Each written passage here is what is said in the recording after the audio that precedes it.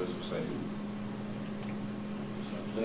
Apparently I'm not supposed to talk till he's ready, so. Thank you.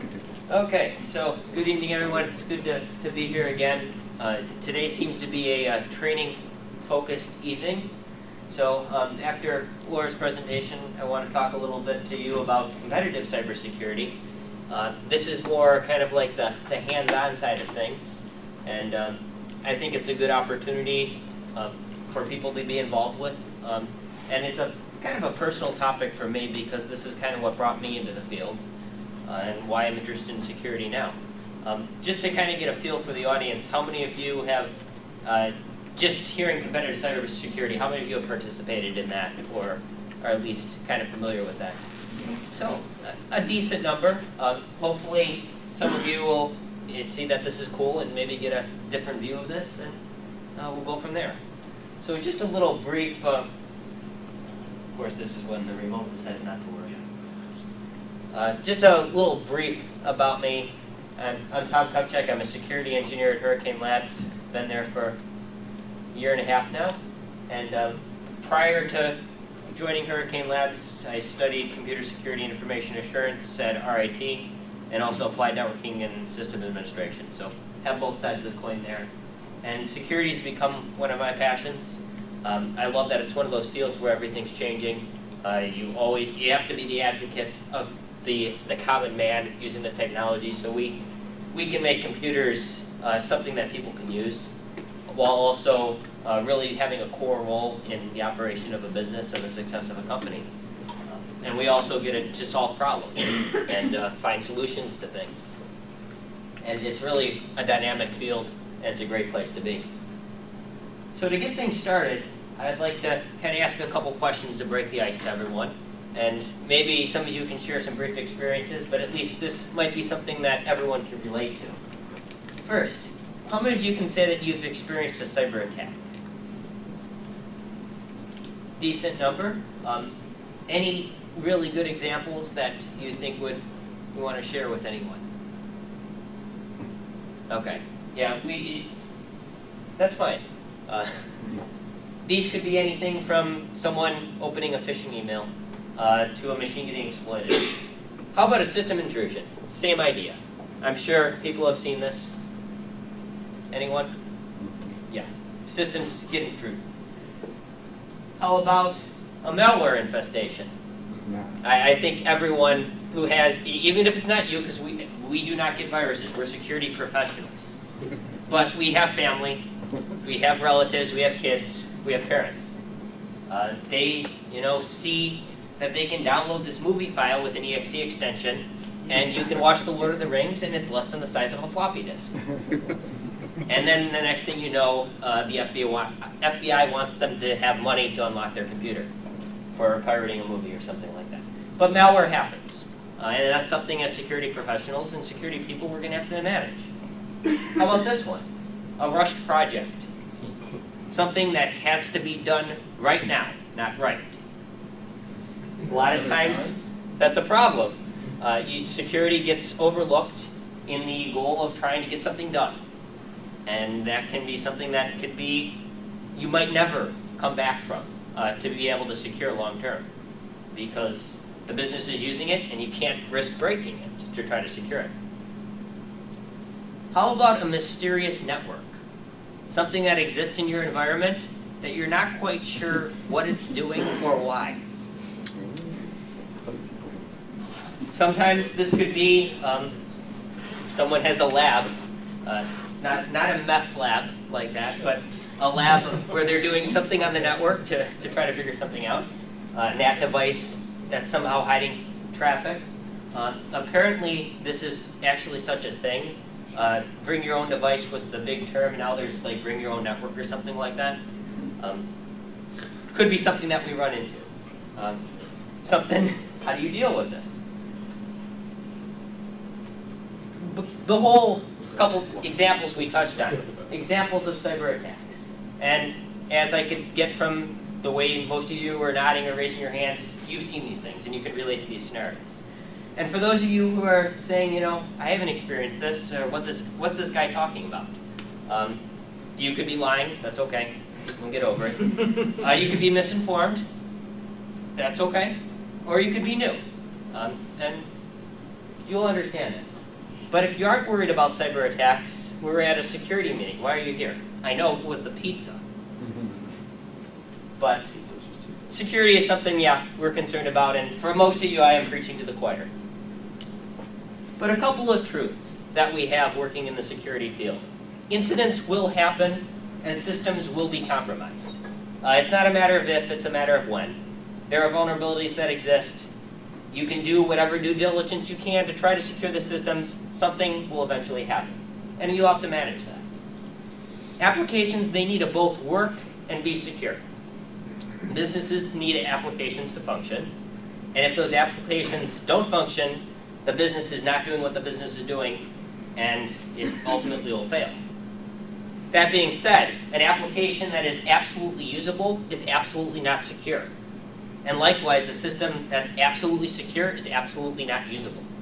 So you need to balance that and be able to have the business function while also maintaining some degree of security. Next, people will break things. Never underestimate the ability of people to break things or to come up with ways to circumvent security measures in ways that you might have never thought of before. This could be as simple as, hey, eBay's blocked at work, but I really want to bid on something.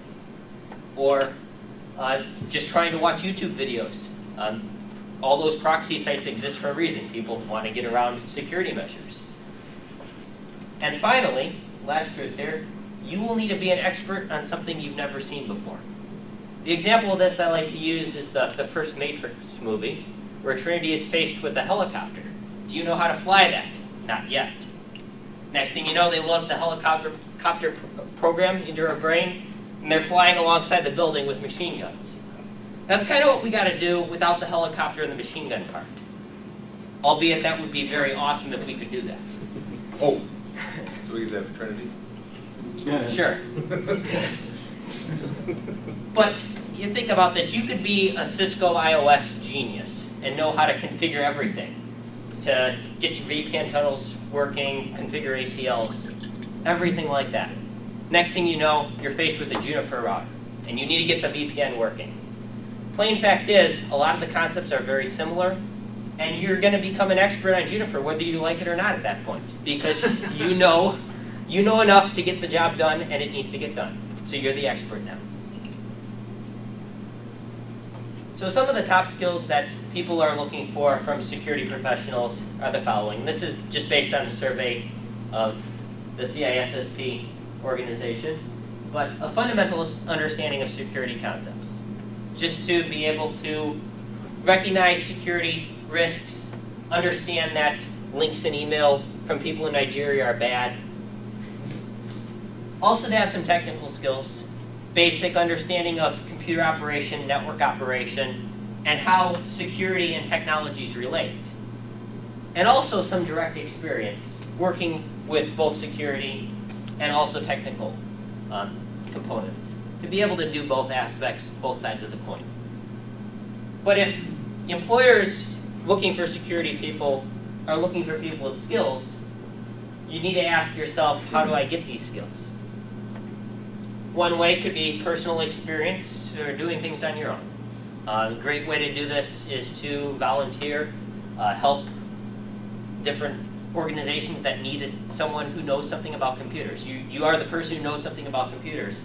And even if it's something that you think that I'm better than this or something like that, just to be able to try to teach something to someone else or do something, you gain a different insight into how someone thinks, and you can relate to that. So that's a great way to get experience. There's also technology-specific training. These are, a lot of times, your vendor certifications, your Cisco certs, your Splunk certs, just to be able to have an understanding of a certain technology and be able to implement it. And that's what the vendors are typically going for. You can also have formal education that is more over-encompassing to understand how protocols operate, how systems communicate, and everything like that. Possibly one of the best forms of training is practical applications. Like I said, nothing beats practical experience, but if nothing beats practical experience, you want to know how you get it. There's a couple ways to do this, one of it being production systems. I don't necessarily want to show hands, but I'm sure we can all say we've gained experience on production systems. And sometimes you get even more than you bargained for when you break the production system. And you get a whole lot more experience trying to fix the production system, while the whole business is looking at you, why did you break the production system, trying to get experience on the production system. So there's a lot of issues with that. But sometimes you have to do that. You got to get something working. There's also personal equipment. This you have a lot more control of. Typically, you're not running an enterprise on it. The limitation being, of course, that most of the times you don't have access to the same degree of equipment, the same software that you would on a production system, unless you're some of my coworkers who have like data centers in their basement. There's also labs that you can use. This could be something from an employer. At Hurricane, we have an extensive lab that we can use for trying out whatever we need to do to simulate customer environments or just try to solve problems that we run into. But this could also be something that's provided as part of a course or a vendor training environment, or even something that a college might offer for students to use. There's also simulated production systems. And I think that that's the best of both worlds. The whole idea of a simulated production system being you are operating production type services that need to be running, and they're operating in a way similar to what you would have in your production environment, but without the restrictions of the business side of things. If you break something or if you try to change something, you're not impacting the functionality and the profitability of the company. And that kind of leads me to the idea of the competitive security events. These are great in the fact that they do offer your hands-on practical experience on a simulated production system. Now there's a couple of different types of these events. There's the defense competitions, where the people who are competing, their pure job is to defend an environment and protect it from people who are trying to make their lives miserable. This is kind of a lot of my experiences in this area, but there are other areas as well. You could have a pure attack competition, where you're given an environment where you're trying to exploit things and break into stuff, kind of capture different flags, and document what you did and what steps you had to take. The idea being, you could be training as a penetration tester, or you could also be trying to learn how something is exploited or where vulnerabilities exist. So when you see that as a defender, you can say, oh, this is how that gets exploited, and this is what I can do to fix that. And there's also the attack defense, where you're trying to break into other people's systems at the same time they're trying to break into yours. So that you can kind of fix things, but if they have the same problem, if you fix it before they do, then you can mess with them. Probably one of the best examples of a defense competition is the CCDC competition, or a collegiate cyber defense competition. How many of you have at least heard of this? It's a good number. How many people have been a participant, either as a competitor or an attacker? Couple, okay. Seems like that row back there. I know a few of you, that's my fault. But I was a competitor on the RIT team for 3 years, and we were in the Northeast Regional and also in the national competition. So we got to see all the sides of that.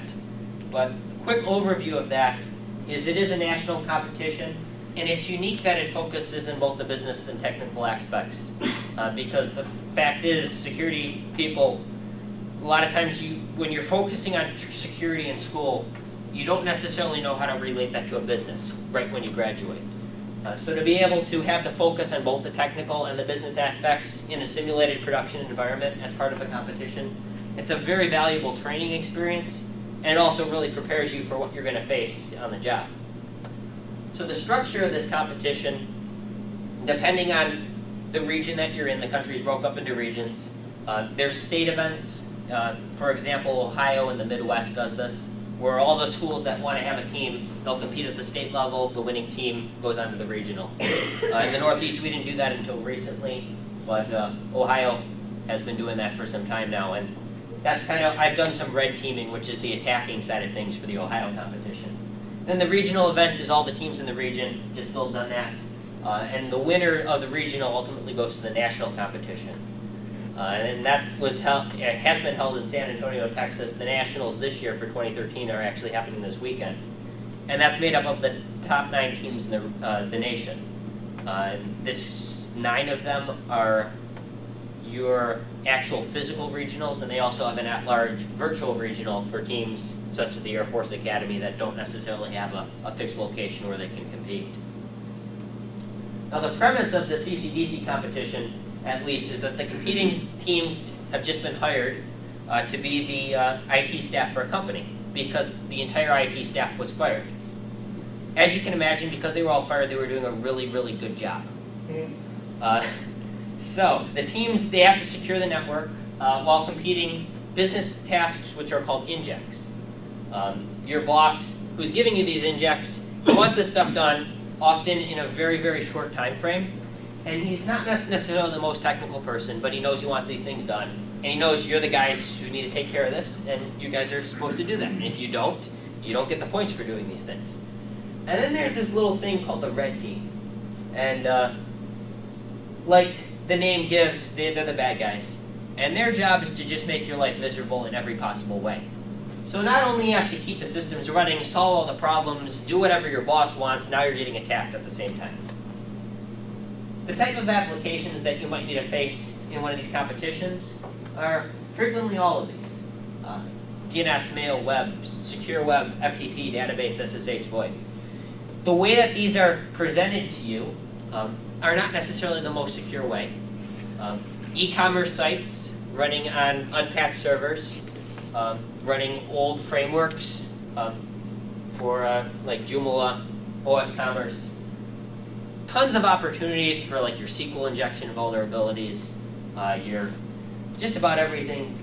Your database that's a publicly accessible database, that always ends well. Having email available, your VoIP. If someone calls from the red team wanting to know what your password is, you probably shouldn't tell it to them. Things like that. But to keep the services running, plain fact is, business need these to operate. Now the scoring side of things is there are regular checks that are run in these services. This could be every 1 to 5 minutes, let's say. And they'll make sure that, hey, when I try to purchase something, can that transaction go through? Do I get the right names when I do a DNS resolution? Everything like that, and you're given points for every time a successful service check goes through. Now, there are SLA violations if you don't. So, for example, 5 minutes go by, you miss a check. You just don't get points. Let's say half an hour goes by and your e-commerce site's been down. That's when the business starts hurting. Say Amazon decided at one day, hey, we're going to stop allowing people to buy things for 5 hours. Amazon's going to lose a lot of customers. Same idea being for a competition like this. You'll have continuously compounding outage windows. If you're down for half an hour, you lose 50 points. If you're down for 2 hours, you lose 150 points on top of what you lost. To kind of simulate the pressures of keeping systems up and active. Now the type of systems that you'll see, I know I have Cisco iOS things, but this could be any kind of networking equipment. Your routers, your switches, your ASA, some combination of that. Just basic networking, being able to operate that. Plethora of operating systems, Windows, Linux, Mac OS, sometimes in Portuguese, because contractors aren't always from the same country. Your printers, I've talked about that here before, printers being evil. The red team has members who really like printing out pictures of My Little Pony for some reason. Your VoIP phones, wireless for your contractors. Guest wireless, wireless that has to be WEP for some reason. Red team members with directional antennas that mess with that wireless, and everything in between. Some of the injects that need to be done, the technical side of things, you might need to investigate a database breach. Now, when you get this inject, you might not have actually had a database breach, but your boss heard that this was reported. So, as a competitor, you might need to investigate either side of this and provide a report saying, yes, this is what was breached and this is what we're doing to secure it, or no, our database wasn't breached.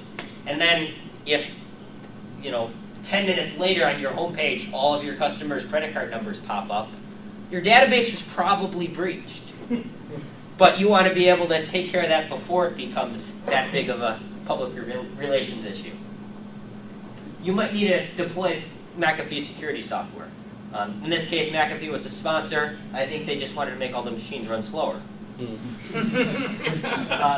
Upgrading clients to Windows 7, which sounds simple enough, but when they only give you half an hour to do it and Windows 7 takes 29 minutes to install, you're going to have a bad time. Just to be able to do this in the window, but that's the client policy. You need to have them up to this limit or this level in that amount of time. You could provide a list of the top attacking IPs, and they might give you a 5-minute window to do this. The goal being, at that point, you should be asking, wait, we're getting attacked? But that happens sometimes. That's actually was a response. Oh, we're not getting attacked. And that's not really the best response. But if a team is collecting that information prior to having that requested, and you have the logs for it, it's really easy to get that information. If not, hey, you missed that inject, but they might ask for you the same thing the next day. So you can give that report and still get some points. Or you might need to install and configure Splunk. Splunk was also a sponsor at the national competition. Just a little pro tip on that, it does not run well on a laptop. And then some of the business side of things, you might need to block your social networking websites, which for some of us in our environments would be really easy. You go to WebSense, you turn that on. We didn't have WebSense. We didn't necessarily even have something that would be a firewall. It could be a router. And how do you block these? Host files, black hole DNS. Just come up with something to make it work in that kind of a time-pressured environment. You might need to develop an IT policy from the ground up, which is an awesome way to spend a Friday night. I recommend you try it sometime. But to be able to have some exposure to creating an IT policy or what goes into it, a lot of times the people who are writing the policies aren't necessarily the people who are involved with implementing the policies or keeping the company secure. So at least to have an idea, this is what goes into it, and this is why those lines exist in a policy, to be able to write something like that, even if it's not something that you're going to publish right next to the Constitution. Just to have that experience is a good thing to have. You might need to create user accounts. The idea being, yes, as a security operation or an IT organization, users need to get to things, but these accounts that you create do open up doors into your system that need to be usable. And it's very possible that this might get lost and the red team might have these accounts. So understanding user limits and how to restrict these accounts to the best level possible, that's also a good thing to know. You might need to recover lost email, or the email server could just crash and they could just take it away and hope that maybe you had some backup somewhere. You might also need to create a job description for the HR department. Just to kind of, they don't know what's going on. They don't know what the IT team needs. So you need to provide that information and something that they can use to hire someone. I'd love to. So when day one, you walk into the competition room, you're faced with this environment that you know something about, you know it has vulnerabilities, you know it has services that need to keep running, and you know that people are going to be attacking. What do you do? There's a couple options. You could just unplug everything. Or in the case of one of the events we were at, just plug in the laser printer to the power strip, and that'll basically flip the circuit breaker and unplug everything anyway. But you could secure it, bring it back online. The issue with this, your SLA violations, services are not available, the customers are not happy, you're losing points, you're losing money, or virtual money in this competition. You're only going to get fired from this team and not your real job, so that's always good. But still, there are issues with that if this was a business, and that's the idea of the competition. The other thing you could do is mitigate your security issues while keeping the services alive. The thing to keep in mind with this is the red team is very active, and they are everywhere. So you could be working really hard on the web server to lock that down, while they're meanwhile exploiting your Active Directory and your DNS, getting black holes or backdoors into that. And as soon as you switch over to look at that, they hop in from that into your web server and establish another foothold. So they really have an ability to get into whatever they want at the beginning. And to be able to manage between, unplug everything or mitigate your security issues, it's a tough choice to make, and you kind of have to strike a balance between that. The other option, which works well, is runaway crying, which teams have done before. The slaughter that we were faced with in the 2011 Northeast Regional Competition was the red team was given an hour to recon the environment before we were able to even sit down in the room. Like any good red team, they were able to list out every single vulnerability that existed and script it all. 30 seconds after the clock struck the starting time, just as we're kind of walking and trying to see where we're supposed to sit, they have over 70 shells across all of the competition environments, disabled your keyboard and mouse, changed the password on everything in there, and I really hope that none of you legitimately have to walk into an actual environment where you have to come back from that, to be able to still preserve the systems to the point where you have the content that you need, while also trying to make it so that it's at least reasonably secure. To be honest with you, we could not configure our router to do anything until we had a clean Windows XP install on a machine. Obviously not connected to the network because it was Service Pack 0. But that was something that had a PuTTY, not PuTTY even at that point, hyperterminal, but we could configure the router from that, because that was the only CD we had.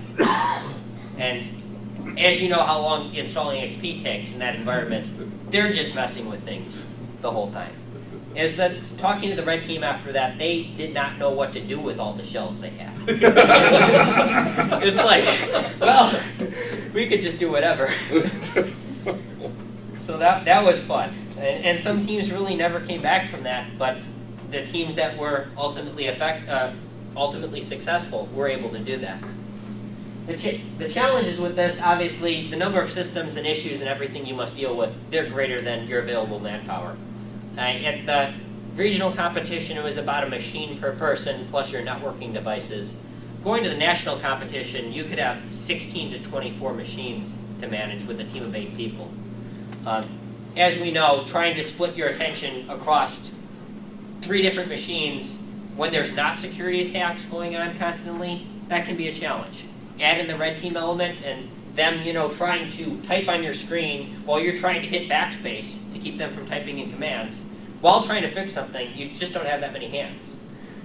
You could also have unexpected difficulties, limitations, business rules, policies, things that we run into sometimes.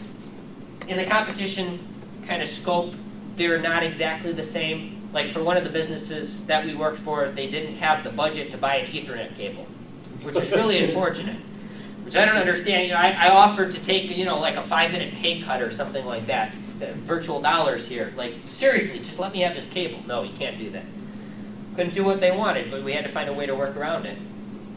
And then your uptime and your SLA requirements, that can kill you if a service is down for a long amount of time and not being able to keep that up and running. So to give you an idea what some of these competitions look like, I'm going to go through the regional and the national competition topologies for 2011. This was what the regional network looked like. It's your fairly standard flat network, but you had your Cisco router, your Catalyst switch, and a 50-50 split of clients and servers. You can see that there's some interesting combinations on here, and I'll kind of point that out since the text is small. But you have your XP clients. Obviously, XP is 2011. XP is not that secure at that point. Solaris, that always makes things fun on a client operating system. You have your e-commerce server running on Windows Server 2003, and your central auth on CentOS. Probably not the most standard combination. And then your DNS and your mail. You can do whatever you want to try to migrate away from this environment, with the exceptions of clients have to be on the same operating system. Servers you can move around, virtualize, do whatever you want. You could run everything on one server, make clones across all of them, and just be redundant like that. That's fine, as long as you keep the services available on the same public IP address or same DNS name. And then for the national competition in 2011 at San Antonio, we had an environment that looked a little bit more like this, which is a bit more complicated. You have your ASA and your switch, and this is actually two companies that were purchased. There is a cloud element down here, and also the main corporate office here. This was an online pharmacy, so in addition to the e-commerce side of things, you also had to deal with the PHI requirements and the HIPAA side of things. Also the neat thing about the pharmacy side of things is it was, all the host names were named after drugs. So we could be like, hey, who's on codeine right now? Which made it a little bit more amusing. But you have your standard services here too, a bunch of clients, your web, your public-facing database again, which is always fun. Exchange for your email, another database server, email, DNS. Basically, a small but still an organization that has a lot of things that need to be operating. So I know we're running close to the end of the evening, so I can share personal experiences or kind of open it up for questions about things that I've experienced. Anything you want to hear about or thoughts on that? Some of the things that the red team did I can talk about, or the strange tasks. Sure. So go a little bit more into how your team recovered from the 70 shells scenario. Okay. Well, the idea was to be able to get to the point where we could make a live CD to get into the machines first. Once we got that, we were able to tar up all the data that we needed so that we had some kind of backup of the operating systems. To be able to do an install, we started with a virtual environment for that. Be able to build the server lockdown in a BSD environment to kind of minimize the footprint and have a virtual server per service that we needed. And then just kind of going along to get those services operating the same way that they were working before. Kind of looking through the configurations and that, we were able to kind of figure out how everything was set up. And the checks are kind of making sure that the page is there and the MD5 sum is the same. So they're fairly basic service operations, but you need to have the users there. You need to have, the content there. The biggest step that a lot of people don't necessarily catch right away, especially if they're new, your border security and your low-hanging fruit. If you can get the environment you have, it has no inbound ACL, there's no blocking at all. So as soon as you block that off from only allowing the services that are listening to not allowing everything, you're really cutting down the floodgate quite a bit. Still, if they have rootkits on the machines, they can get out at that point. But it at least makes the red team work harder to use access that they've established. And as you migrate machines, you're able to kind of close off things at least for a amount of time. Granted, the things that they make you install sometimes open things up. So it's a challenge, and definitely the first time that I was in the competition, it was like, wow, this is overwhelming. But as you practice, as you get more experience with that, you can kind of develop a game plan and be familiar with, this is kind of how it works within the scope of the competition. This is what we can do to best mitigate this. So a lot of times you're not making necessarily the best decision from a security perspective. You got to work within the framework of the competition too. So it's a competition. Can I ask another question? Sure. What was the most interesting attack vector that you remember that a red team used against you? There's a lot of good ones. Someone actually wrote a Cisco iOS rootkit to make ACLs not work the way they expected. Oh, wow. Yeah, and it was something that they released at the competition. So there was no previous knowledge of this that we could find.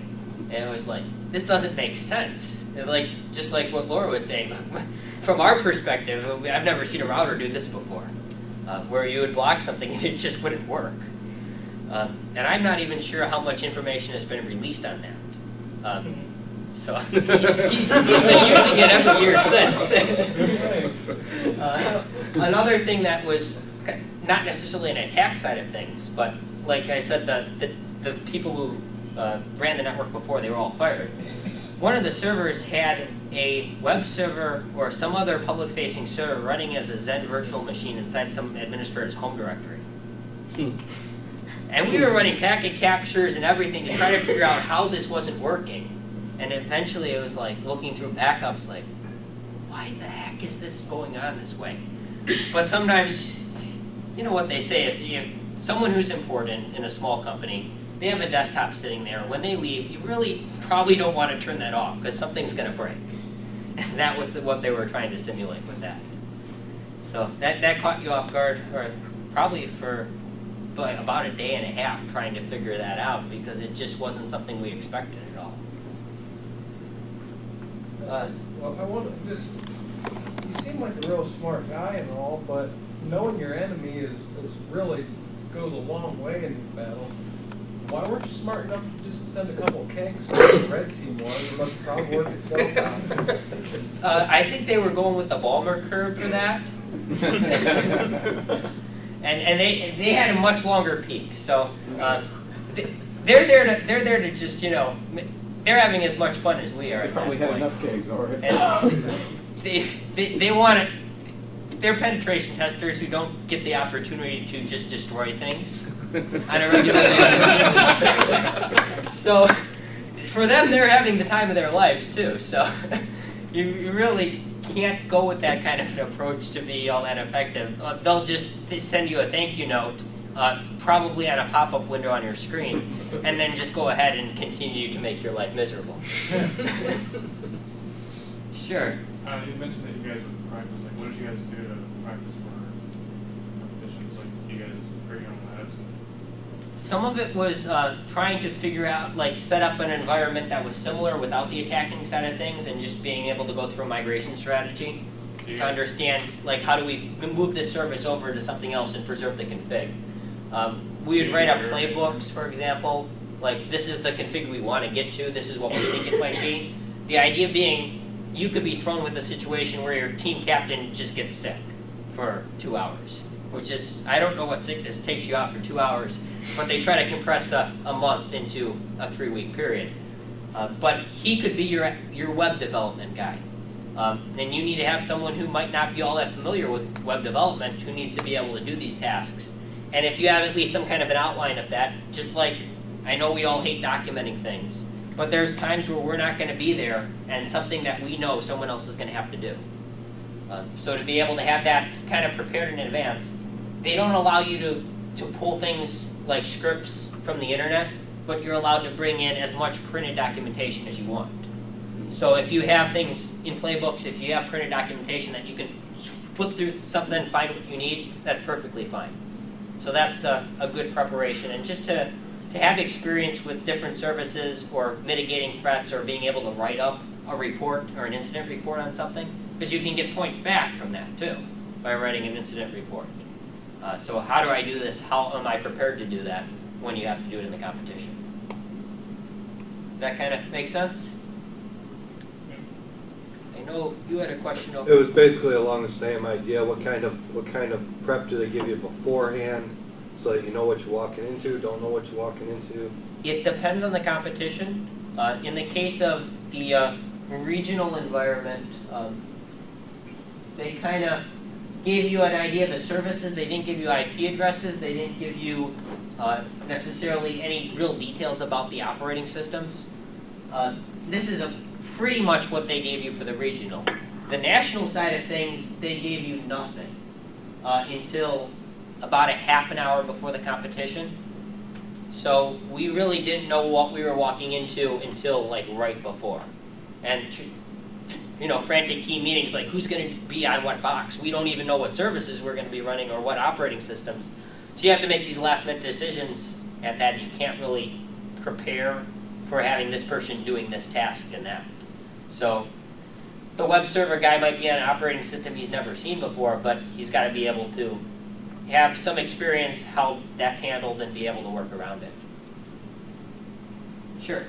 You touched on this a little bit, but as far as traditionally what can you bring in?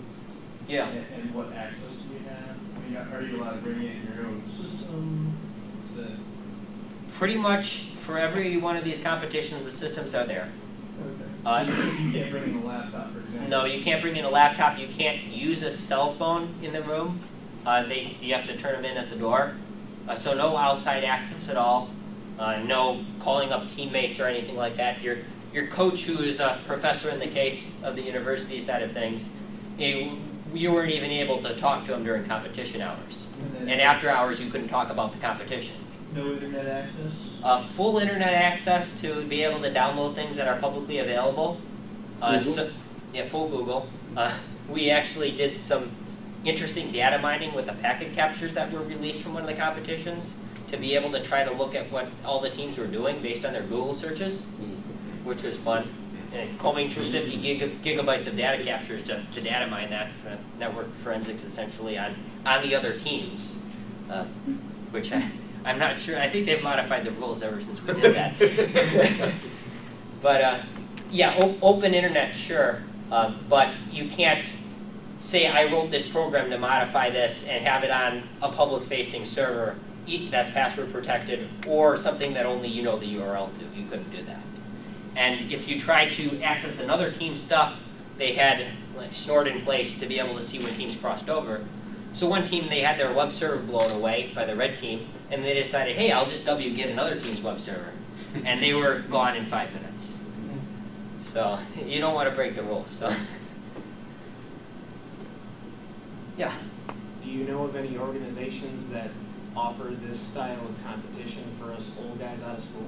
Actually, you're getting to my next slide. So the CCDC, it's like the NCAA of computer security, just without the brackets and the people who actually watch it.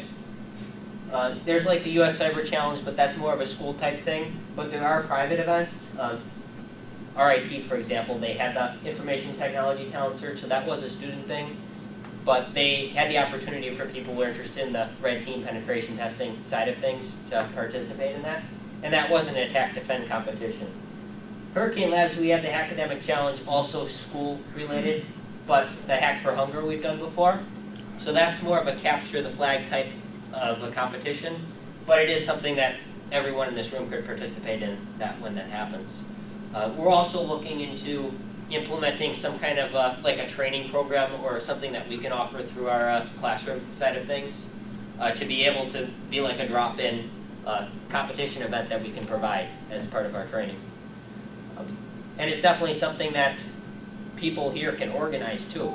I think it would be really an awesome opportunity if, as a security person, to be able to kind of get your team to not just a team building event, but to also be able to say, hey, this is what we try to do and this is how we can get better at what we're doing, while also having some fun at the same time. How long is the competition? They're 2 to 3 days. Some of them are a day, depending on the time restraints and everything like that. Nationals, it used to be 3 days, like Friday, 1 o'clock on Friday to 8 o'clock on Friday, then 9 a.m. to 7 p.m. on Saturday, and then 8 a.m. to noon on Sunday with the awards afterwards. Would be a fairly standard structure. I think they're trying to move down to the 2-day format just to make it be less time consuming. But there's enough time where you have time to sleep on things, but a lot of times you're trying to figure things out overnight too, but you don't have access to the machines.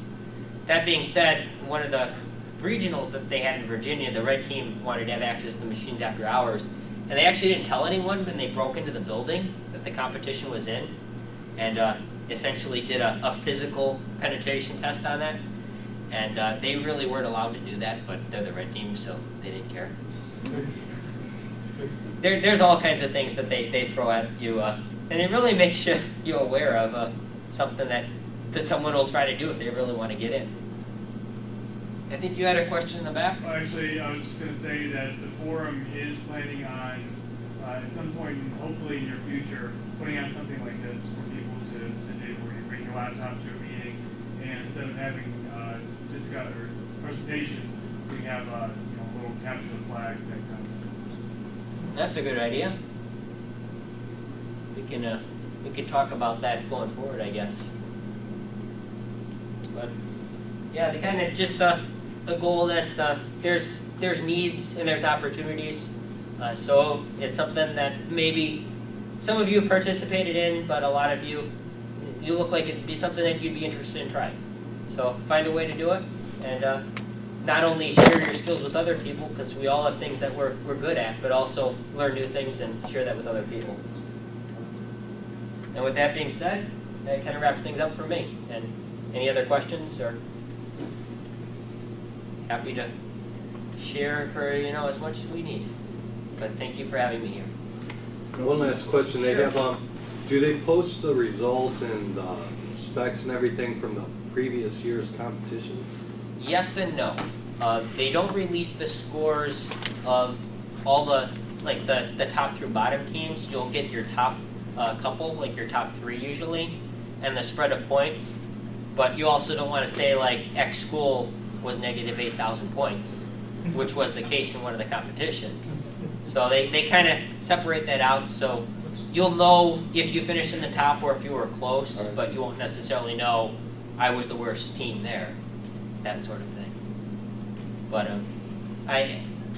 you can pretty much find out what teams won and what teams placed high, but you won't necessarily know the whole spread. And the index, they kind of try to keep, they'll tell you some of the things, but they don't want you sharing all the details, because they do use them across years and different competitions. So, at least for CCDC.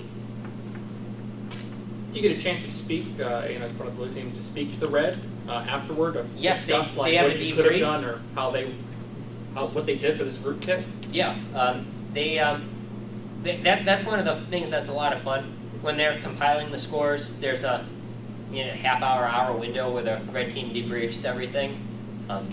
Having been on the blue team side of things and also being on the red team side of things, it's amusing when you're the blue team and you're looking at all the things they did, because they like to show you the stuff that they've done. And I know that if you do a Google search on like red team debrief or something like that, there are videos of all the things that they did to different teams' pages. This page is under maintenance by the red team, those sorts of modifications. So a lot of it is not necessarily the best technical, this is exactly what we did. But even afterwards, you can still talk to the people who are on the red team and ask them, get some information. What were the biggest things that we need to work on fixing for the next time we do this, and all that stuff.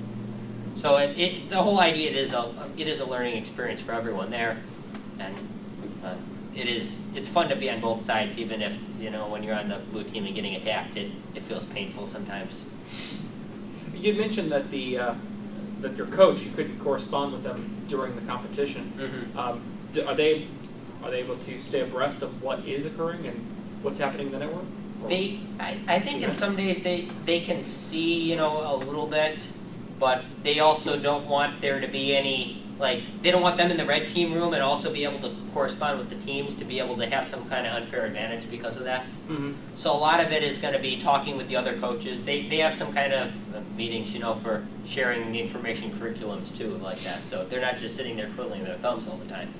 But a lot of what they get is going to be from the competitors as opposed to just watching it, which is kind of a downfall, I think, in some ways, because they're going to be the ones who are going to be teaching this going forward, but it also promotes the competitors to be able to share that too, and kind of have just like a basketball team or a football team. If you have all people right out of college who are going to start in the Browns, then we'd have the Browns.